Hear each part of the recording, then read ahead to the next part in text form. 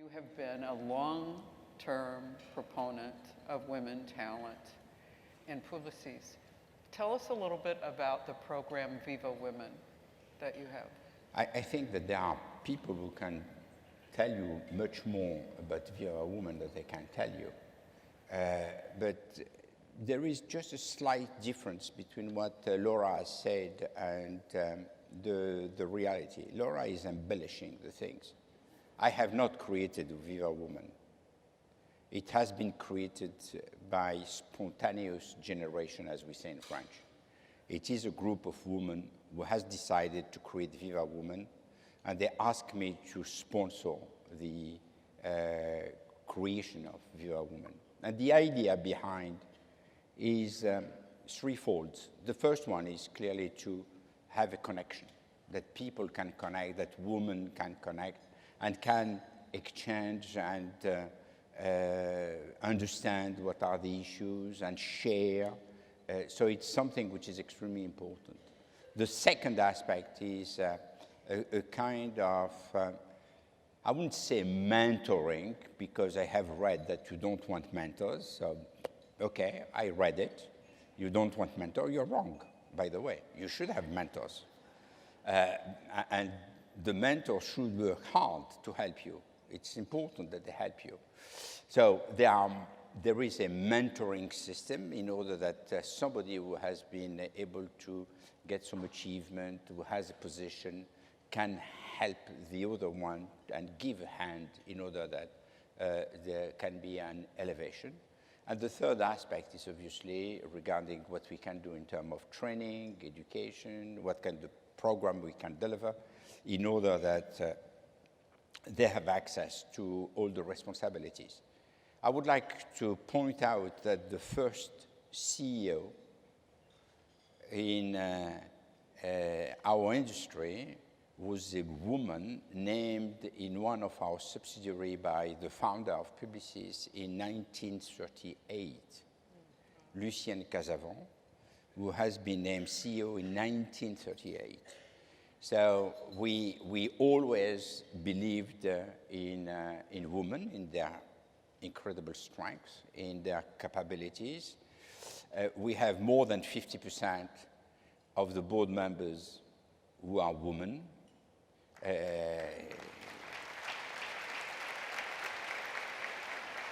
And it does not hurt.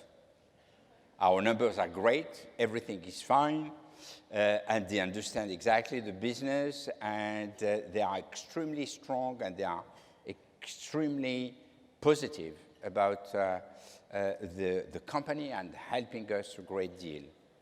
The last thing that I would like to add regarding Viva Women is that it is now spread in a few countries, and the idea is that it will be spread all over the world in order that in each country we have a Viva Women forum, and that they are taking care of them, and there is something which is coming not top down, not a decision by the CEO of the company, but something which is decided by the women themselves and say, yes, we will take care of ourselves.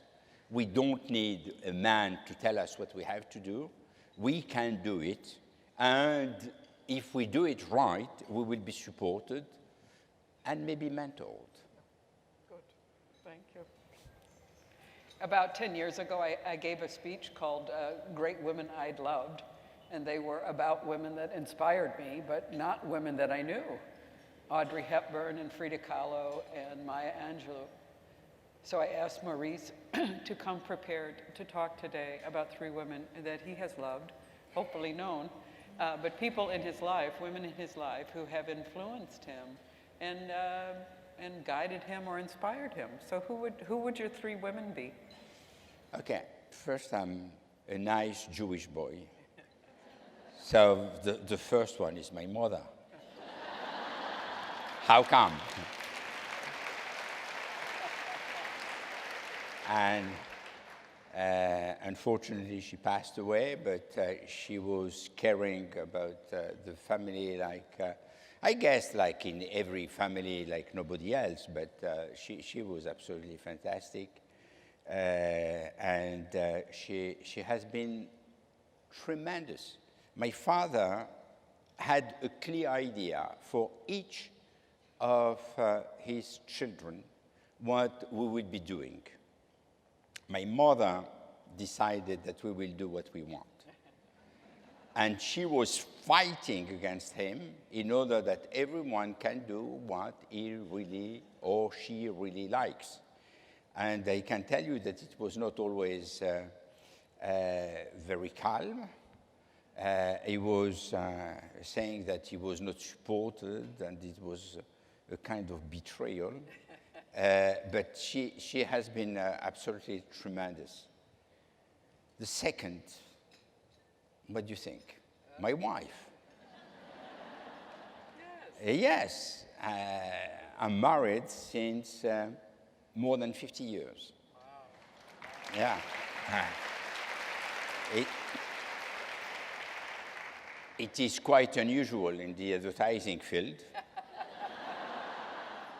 There are many, many women who influenced me. I had the fortune of meeting Golda Meir. I had the fortune of meeting Susan Sontag and a lot of writers, philosophers, etc. But there is a woman that I put well above any other one. It's a French woman who has been a survivor of the Holocaust. She became head of the Justice Department. She became head of Europe. She became Minister of Health and Social Affairs. And her name is Simone Veil, and she is just fantastic, fantastic. Not only she is absolutely beautiful, but she has this kind of sweetness of, she has forgiven. She went to Auschwitz with Willy Brandt, the former mayor of Berlin, who was one of the resistance, and they were the two together in Auschwitz, and she has a heart which is just incredible. And she has decided that the reconciliation with the German was the first thing that she should be working on. And she has done a tremendous, tremendous job. So it's a woman for whom I have a great, great admiration. And I really love her. Maurice and I have the privilege and sometimes the pain of working in an industry that is going through a great deal of change and disruption. And that change and disruption seems to accelerate. It's moving faster than it almost seems to be possible to catch up. I tell my marketers, if you don't like a roller coaster, this isn't the job for you, because the change is constant. What advice would you give to leaders about leading through disruption, through change?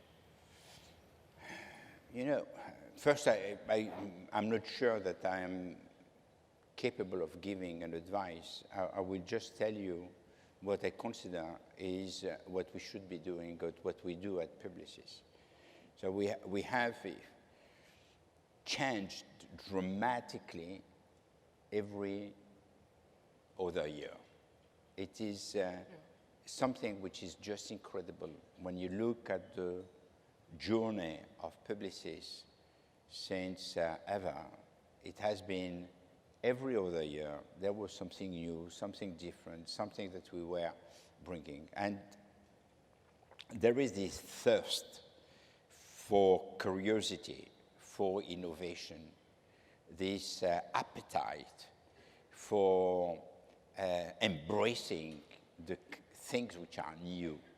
And you can have two attitudes, or maybe three. One is total indifference, and you say, okay, I will do my job, and anyway, maybe I will have to take this into account, but the latest, the better. The second attitude is to refuse, and the first one is to embrace. When you are resisting to change, which is the general attitude, and people are very often resisting to change, I understand that. Goethe has said that the man is, or humankind is an animal of habits, that we are made of all our habits. So it's very difficult to change from all these habits which has formed us. And I think that if we are curious enough and if we are capable enough to get out of our body and to look at the things and to say, yes, this is something which is interesting. I'm curious. I want to learn. I want to know. Disruption is something that you welcome. Disruption is something that you accompany. Disruption is something that you live by without any problem. And disruption is something that you can expect to happen every day. I use the word Uberization because we know that Uber has dramatically changed the role of taxi. Who would have thought that somebody will come, will create a company which will become a 40 billion company for taxi drivers? Because at the end of the day, this is what it is. A small app, you call, you know where the car is, and you wait for it, and it is something which is working well.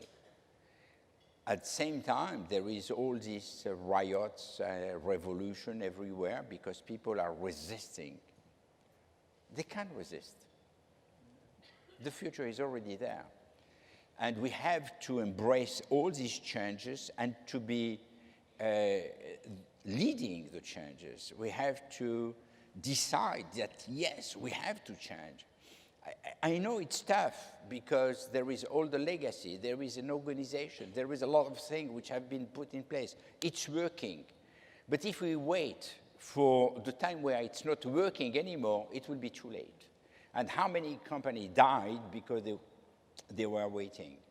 So I think that you have to be curious, and you have to have this appetite for changes. You have to accept. I remember the only ad for employment that I answered without any intention to change, but it was such a great ad. It was an ad in 1974 by IBM. Who would think that IBM, Big Blue, could make an ad which was attractive for youngsters?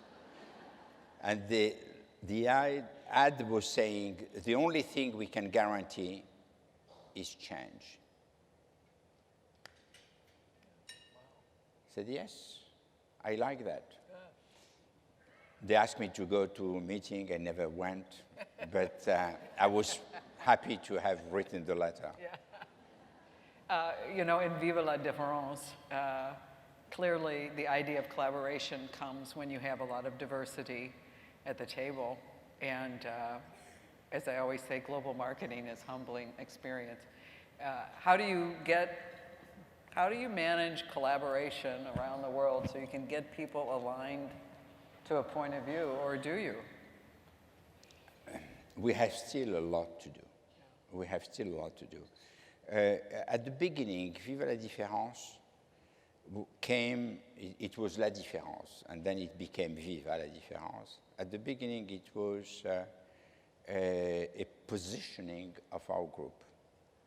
We were La Différence. We were different, we were French, and we were paying attention to the local cultures. And we were against homogenization of the campaign. And we are saying to the clients, you will never penetrate a market with an ad which has been developed in London, New York, or Paris. If you want, or Chicago, if you want to penetrate the market, you have to go deep in that market, understand the people, And I have said there is no such a thing as a global consumer. Doesn't exist. The consumer is in a village. And this was the beginning. And then, and it had worked enormously well.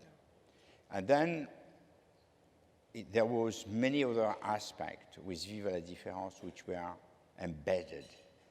A racial issue, sex orientation, gender, etc. Said, if we have to be a community of people, we have to celebrate everyone in his own difference. Not only accept. Accept is not enough. What does mean accepting? We have not to accept. No one is asking for an acceptance. They are who they are, and it is even an insult to accept them. Who are we? But what is important is not to accept them, it is to celebrate the difference, and to see that from their point of view, their education, where they grew up, there is so much to learn, so much, and it is always rewarding. Now, when it comes to Publicis, I believe that we have still a long way to go. We are probably well ahead of our competitors, but we are not yet where we should be. I think that the distance, the difficulties, the languages, the fact that we are speaking an Esperanto, which is called English, which is a global international language, and it is not suitable for everyone. The Chinese, there is only 3–4% of our Chinese population who speak fluently English. There are a lot of people in Russia who doesn't speak English. Same in Latin America. So we have to make a lot of efforts to help them, and we have also to make a lot of efforts to break down the silos.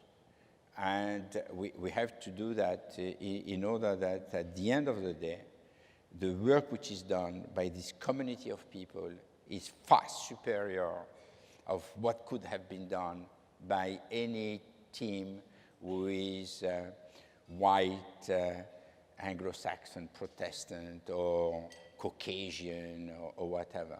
This melting pot is what is creating the new world. And when you look at the music, for example, the music of the world is now something which is based on a lot of people who have stolen some aspect from Latin America, from China, from Japan, from the Arabic culture, European, etc. And it is this melting pot of culture which is creating the world music. But for someone who travels globally, you get to experience a lot of cultures and a lot of ways that different people manage. And many of us understand women in management in the US, but we'd like to ask you, based on your travel, who does it well? What is it that we could learn from your travel and your experiences? I'm struck by the fact that there is much more women at CEO position in China, relatively, than in the US. There is something which is extremely surprising. I found exactly the same kind of thing in Israel. There is a lot of corporations in Israel who are run by women. In India, it is a male country, sometimes too far away.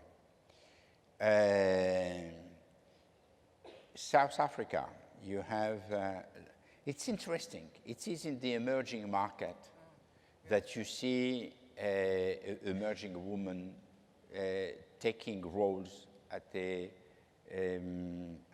speed which is far greater than in the Western world. And it is also in those markets, maybe because they have been enrolled in some other roles, that they are ready to take responsibilities, and that people have been used to see them in a position of responsibility. For example, in Israel, you have a lot of women who are general, colonel, etc. So it's normal to see them running a company. In China, you have a lot of these women who were in the Communist Party. And remember, the wife of Mao Zedong was the Gang of Four, and she was leading the country for a while. And you see in those countries a lot of women who are president.